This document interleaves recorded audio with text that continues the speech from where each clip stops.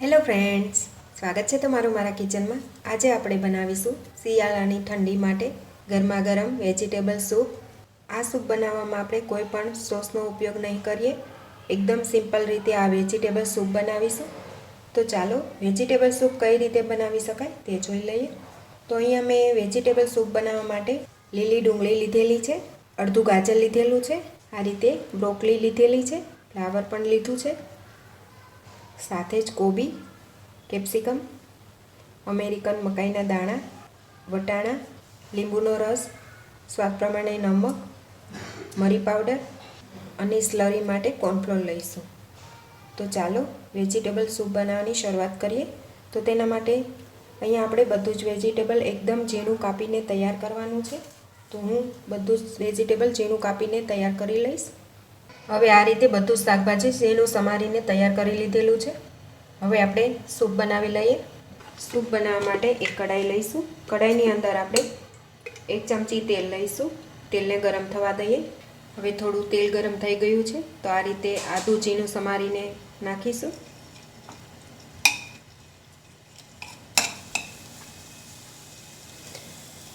આદું થોડું સતળાય એટલે લીલી ડુંગળીનો વ્હાઈટ પાર્ટ હોય તે આ રીતે ઝીણો સમારીને લીધેલો છે તે નાખીશું। હવે તેમાં આ રીતે અમેરિકન મકાઈ લીધેલી છે 2 ચમચી તે નાખીશું। આ મકાઈના દાણા તમે બાફીને પણ લઈ શકો, પણ અત્યારે મકાઈ એકદમ કૂણી છે તો મેં આ રીતે કાચી જ લીધેલી છે।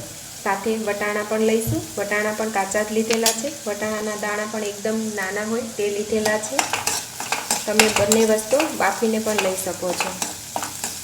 હવે મકાઈના દાણા અને વટાણાને આ રીતે તેલ સાથે થોડા સાતળી લઈશું। આ બંને વેજીટેબલ થોડા સતળાઈ જાય એટલે ગાજર ઉમેરીશું, સાથે જ ફ્લાવર પણ લઈ લઈશું। તેને પણ આપણે આ રીતે 1 મિનિટ માટે સાતળી લેવાનું છે। હવે તેમાં આપણે કોબી, બ્રોકલી અને ગ્રીન કેપ્સિકમ ઉમેરી દઈશું। તમે રેડ કેપ્સિકમ, યલો કેપ્સિકમ પણ લઈ શકો છો। ફણસી લેવી હોય તો ફણસી પણ તમે આ સૂપમાં લઈ શકો।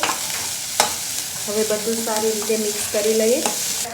હવે આ બધું જ વેજીટેબલ થોડું સતળાઈ ગયું છે। આ સ્વાદ પ્રમાણે નમક લઈશું, 1/4 ટીસ્પૂન મરી પાવડર ઉમેરીશું।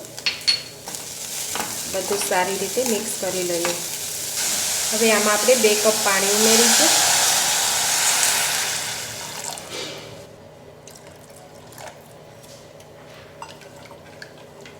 હવે આપણે આ સૂપને સારી રીતે ઉકાળી લઈશું। સૂપ ઉકળે ત્યાં સુધીમાં આપણે કોર્નફ્લોરની સ્લરી રેડી કરીશું।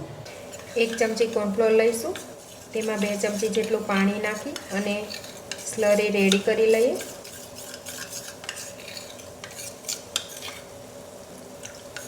તો આ સ્લરી આપણી તૈયાર થઈ ગઈ છે। આ સાઈડ આપણું સૂપ પણ સરસ ઉકળવા લાગ્યું છે। તેની અંદર આપણે બનાવેલી સ્લરી છે તે ઉમેરી દઈશું। આ રીતે થોડી થોડી ઉમેરતા જઈશું અને મિક્સ કરતા જઈએ।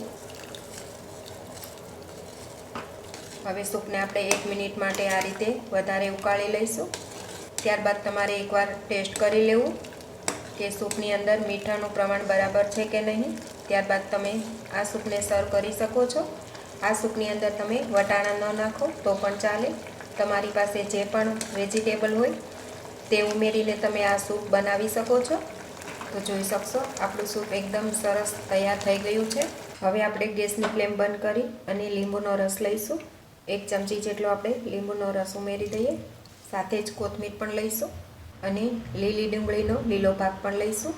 હવે બધું જ એકવાર મિક્સ કરી અને સૂપને આપણે નીચે ઉતારી સર્વ કરી લઈએ। હવે આપણું ગરમા ગરમ વેજીટેબલ સૂપ પીવા માટે એકદમ તૈયાર છે। તેને આપણે બાઉલમાં સર્વ કરી દઈશું। તો આ સૂપ તમે શિયાળાની ઠંડીમાં પી શકો છો। અત્યારે વેજીટેબલ પણ ખૂબ જ સારા માર્કેટમાં આવી રહ્યા છે, તો તમે આ રીતે વેજીટેબલ સૂપ સોસનો ઉપયોગ કર્યા વગર બનાવી શકો છો।